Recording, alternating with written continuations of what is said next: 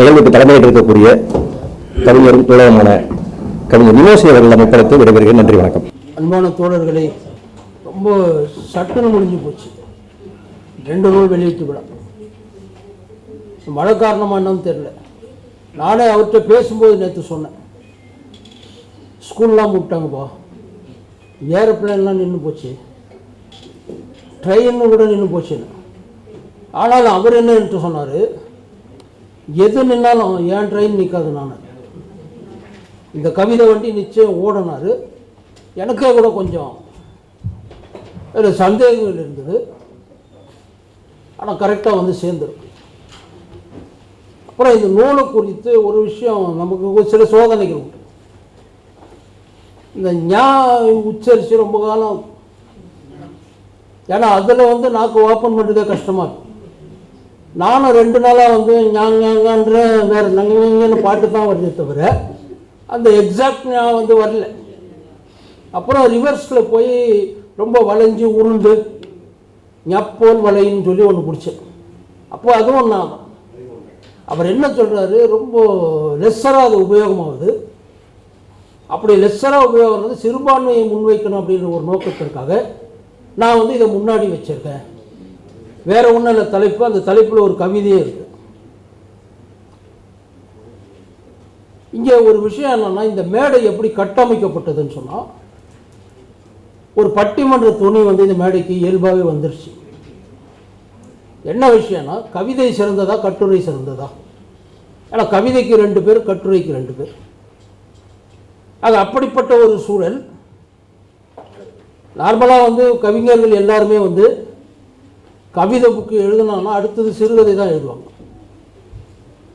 ஆனால் நம்ம பிரியா வெங்கடேசன் அவர் பாட்டுக்கு கவிதையிலேருந்து கட்டுரைக்கு வர்றார். அது வேறு 23 கட்டுரை. ஒன்று படிக்கிறதுக்குள்ளே மூச்சு முட்டுது, ஒன்று பேசி முடிக்கணும்னா உங்களுக்கு மூச்சு முட்டும். ஆக பேசுவதற்கு 4 பேர் இருக்கிறார்கள். அதுக்கு மேலே அவரே பதிவு 2 போட்டார்.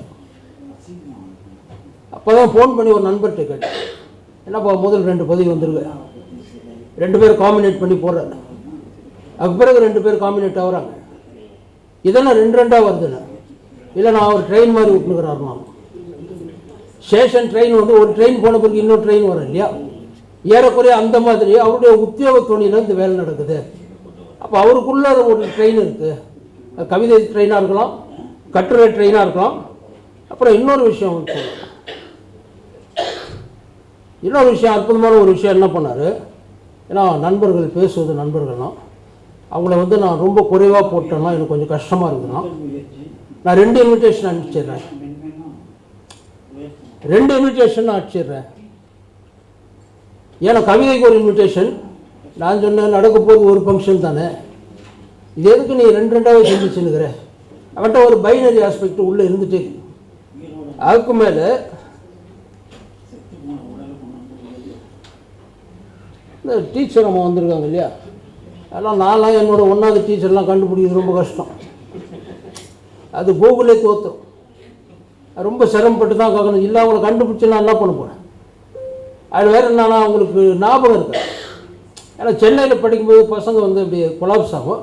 ஒரு குக்கிராமன் வரும்பொழுது ஒரு கிராமத்தில் ஒரு அடிக்கடி சொல்லிட்டே இருந்தார் என்கிட்ட, நான் ஒரு குக்கிராமனா, அது திரும்ப சொல்லிட்டே இருந்தார்.